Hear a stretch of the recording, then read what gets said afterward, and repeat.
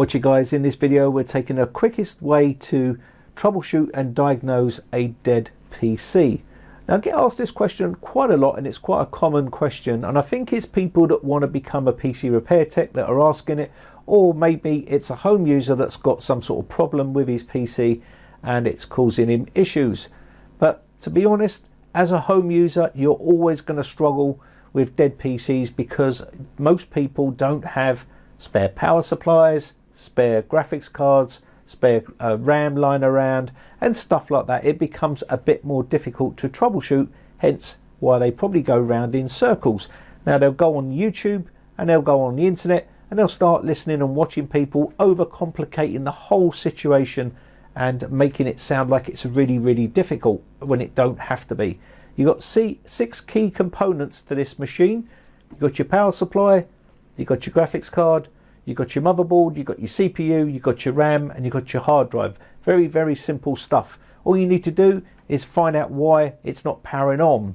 And if it's graphics card issues and stuff, they normally show up in a different way, but I'll go through it anyway so you can quickly understand the whole concept of it. It's pretty straightforward.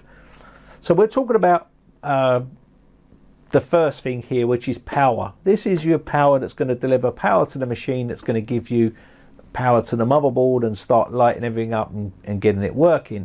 Without this, the PC won't work, and this is mostly the common culprit for dead PCs. Now people try to gild the lily and make it sound really complex and really difficult, but really it's not. You just need to bypass this and get yourself some good power. So you get yourself a power supply like this one, and you just buy a power supply and test it. Now what about those power supply testers? Will that do the job? In some cases it will be yes, but it's not a tried and trusted way for a PC repair shop, because sometimes they can mislead you and make you think that you've got good power when you've got bad power going to the board, and it can cause problems.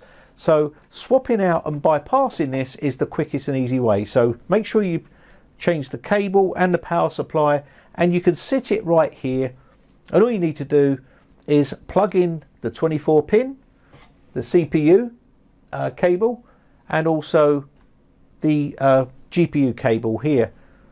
Outside here, plug them straight in and take these out. Give it some power, see if it powers on. Powers on. Power supply was the problem. Done. Takes not that long to do. And you've not even had to disturb it and take it out of the case. So what about if it doesn't come on? Does it mean the power supply is bad? You want to look around on the motherboard for RGB display here, any sort of a light that's showing up here, or any sort of LED lights here, or any sort of numbers on the screen for the motherboard or anything like that. If you've got any sort of then power, sometimes that's a good sign when you see power to the board itself. But yeah, other than that, you want to really move on to the next step, which will be, why is it not powering on? Well, it could be this, your power switch. This is a common thing. They break and you may be pushing this and you're getting no power, and that's a common problem. So what can you do? You want to check your cabling down here, especially if it's a new build like this. You want to check all your cabling and make sure it's plugged into the right way. Now these are pretty okay to work out. You can go on Google and take a look, and it will normally tell you a way on which way to put these. You can look at the motherboard manual and stuff like that. So if they are in the right order and they are still not working, then maybe this switch is broken. And what you can do is use the reset switch on here, change the power switch over to the reset switch and see if it powers on, and that will be your first thing.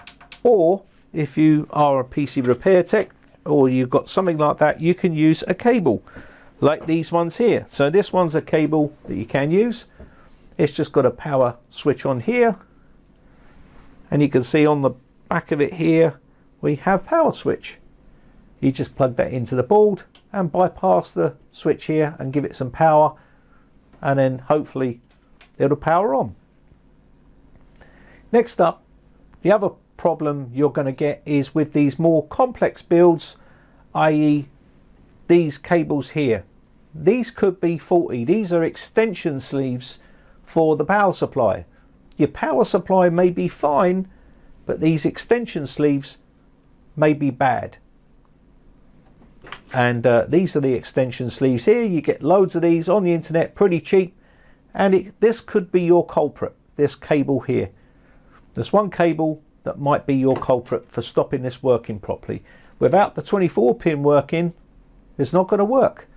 Even though you're getting good power to the cable here, which is your main power cable, it's going to be fine, but when it gets to this cable might be duff. And if this is duff, then you're not going to get any power. Pretty simple stuff. So take these out of the equation and see whether the problem goes away.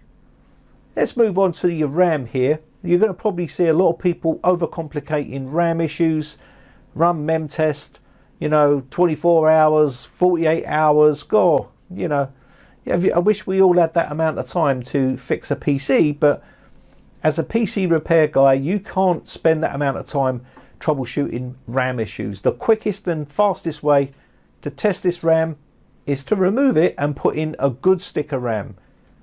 And it's simple.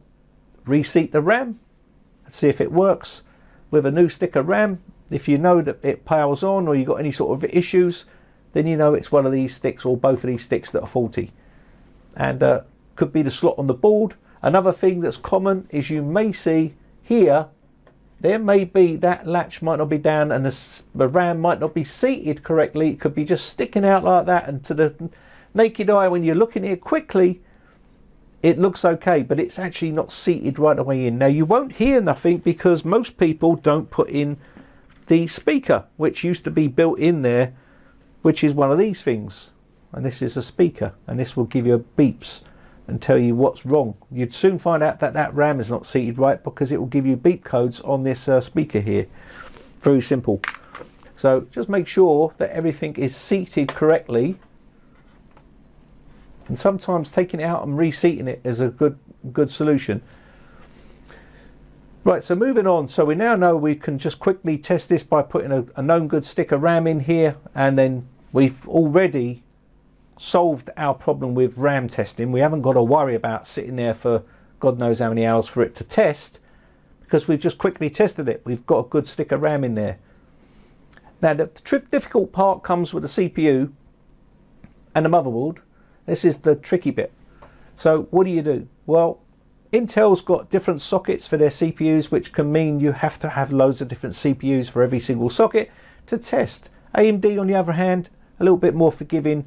AM4 is their latest one, and again you can have 3 generations of Ryzen processors, which means you only have to have one cheap CPU to stick in there, or an APU, it doesn't really matter, and you're good to go. You can test that very, very quickly. And but Intel's a little bit more difficult. Now let me tell you, most of the time the CPU is not the culprit. It's very rare that they go, but they do fail. So don't ever think that the CPU is never going to let you down because Britec tells you that it's very rare for it to go, because it can catch you out. It can fail, and I've had them fail. But in all my years, I haven't had them fail a lot, but they have failed. But so just bear that in mind. And I've fixed a lot of PCs in my time, but I can tell you that it's on the rarer side of things that they do fail. And you know, they've got safety measures in them. Overclockers can overclock them and they will shut down. It's very rare you can have one of them let go on you. Sometimes when you get a DOA, dead on arrival, it might be bad like that, or the motherboard may be DOA. It's possible that those things happen, so I would always point towards where the motherboard first, because motherboard is pretty common to let go, and maybe that person's been overclocking, or maybe it was DOA on arrival, and maybe it's grounded out, maybe there's a standoff here touching the back of the motherboard.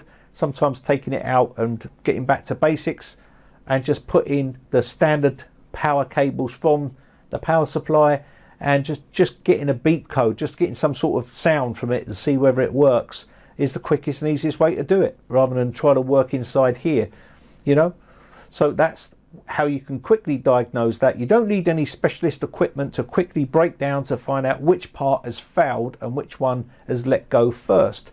Same thing for the graphics card. Very, very simple and quick and easy. If it's an Intel processor and it does have a built-in GPU into the CPU here, you can just quickly take this out and plug in the HDMI cable into the top of the motherboard there, where it gives you GPU, so you can use the built onboard GPU, and you're good to go. You can test that from there very quickly. If you get display, that's your culprit. Most PC repair techs are not going to have a 2080 Ti graphics card lying around just to test systems. They're just going to have some cheap graphics card. As long as you get display, it doesn't really matter what it is. So you don't have to spend loads of money to have a full testing kit. It's not that expensive.